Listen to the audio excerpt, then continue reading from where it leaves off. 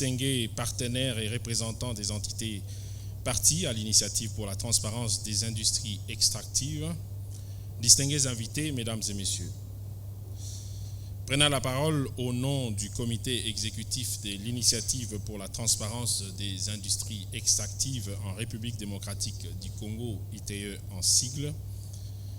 je vous souhaite à mon tour, à toutes et à tous, la bienvenue et je vous exprime par la même occasion ma gratitude quant à votre présence en ces lieux choisis pour abriter ces assises convoquées en vue de réfléchir sur les voies et moyens de redynamisation du processus ITE dans notre pays. Avant de poursuivre mon propos, j'aimerais réitérer mes hommages à son Excellence Madame la Première ministre, chef du gouvernement, que nous nous réjouissons d'avoir parmi nous ce jour. Je salue également la présence du directeur exécutif de l'ITE international, M. Mark Robinson, ainsi que celle de l'ambassadeur de la République fédérale d'Allemagne en République démocratique du Congo, à travers lequel j'adresse mes remerciements à la coopération allemande GIZ en sigle et à l'Union européenne pour leur appui à l'organisation de cet atelier. Excellence, Madame la Première ministre, chef du gouvernement, distingués invités, Mesdames et Messieurs, alors que notre pays poursuit sa marche déterminée vers le développement, la question de la gestion des secteurs extractifs, particulièrement en ce qui a trait à l'amélioration de leur gouvernance, ainsi qu'au respect du principe de redevabilité vis-à-vis du peuple souverain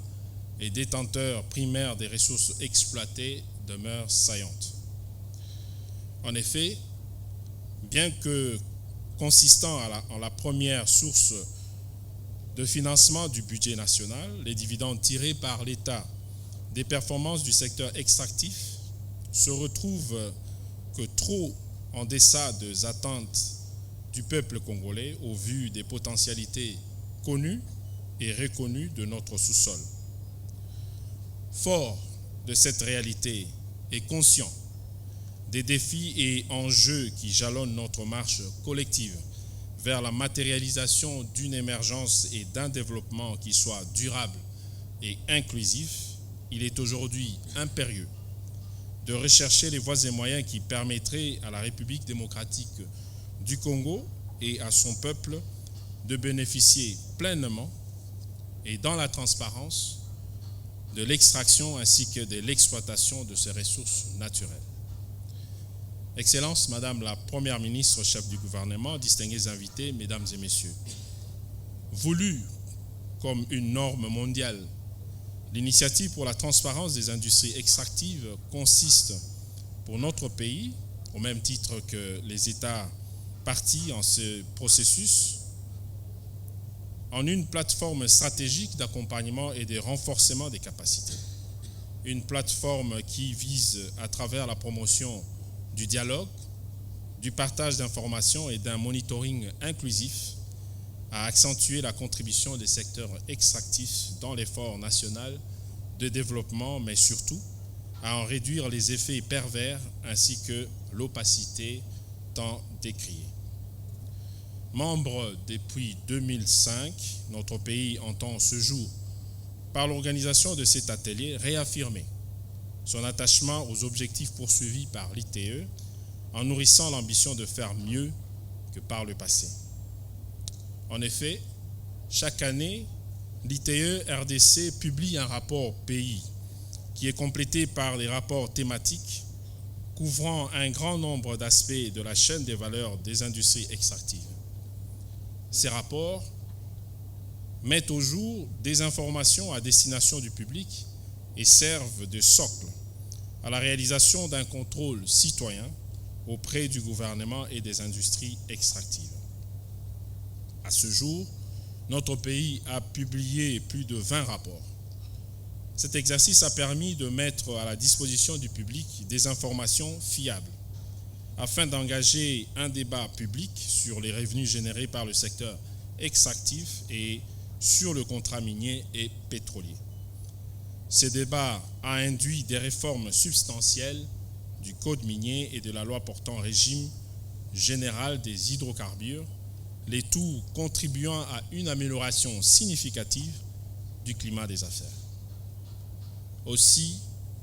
parmi les études les plus remarquables publiées par l'ITE RDC, je peux mentionner en particulier, à mon tour, celle ayant porté sur l'évaluation de la mise en œuvre de la Convention de collaboration entre le gouvernement et le groupement d'entreprises chinoises, mieux connue sous le vocable contrat chinois, convention qui a donné naissance au projet SICOMINE. Les conclusions de cette étude ont été utilisées par le gouvernement pour renégocier ce contrat, ce qui a abouti à la conclusion d'un 5e avenant à la convention de base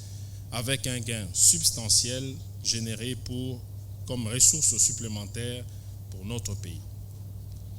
Fort de progrès enregistrés dans la mise en œuvre de la norme ITE, le 13 octobre 2022, à l'issue d'un processus indépendant d'évaluation, notre pays a été reconnu par les instances internationales de l'ITE comme pays ayant atteint un degré élevé de transparence avec une cote de 85,5%. Excellence, Madame la Première ministre, chef du gouvernement, distingués invités, Mesdames et Messieurs, vous l'aurez compris, la participation de la République démocratique du Congo à l'initiative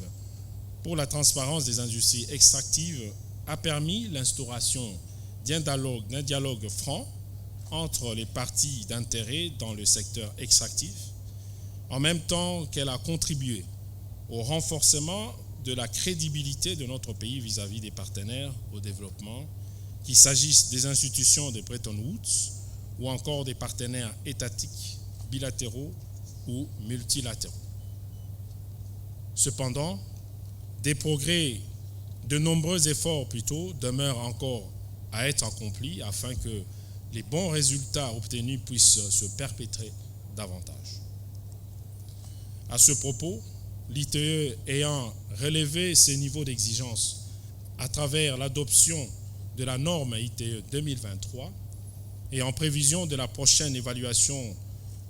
pays prévue le 1er janvier 2026, une nouvelle réflexion autour de l'appropriation des principes et objectifs de cette plateforme pour notre pays se révèle impérieuse. Cette nouvelle réflexion ne pourra toutefois qu'émerger au moyen d'une évaluation objective et sans complaisance de la mise en œuvre de la norme ITE dans notre pays. Cela tout en tenant compte de l'alignement de ce dernier et de son secteur extractif aux nouvelles exigences consacrées par la norme 2023, d'où la raison d'être de cet atelier de réflexion.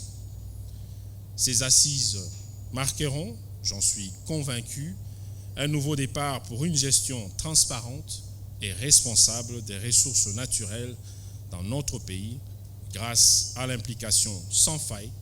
de toutes les parties prenantes. Je vous remercie.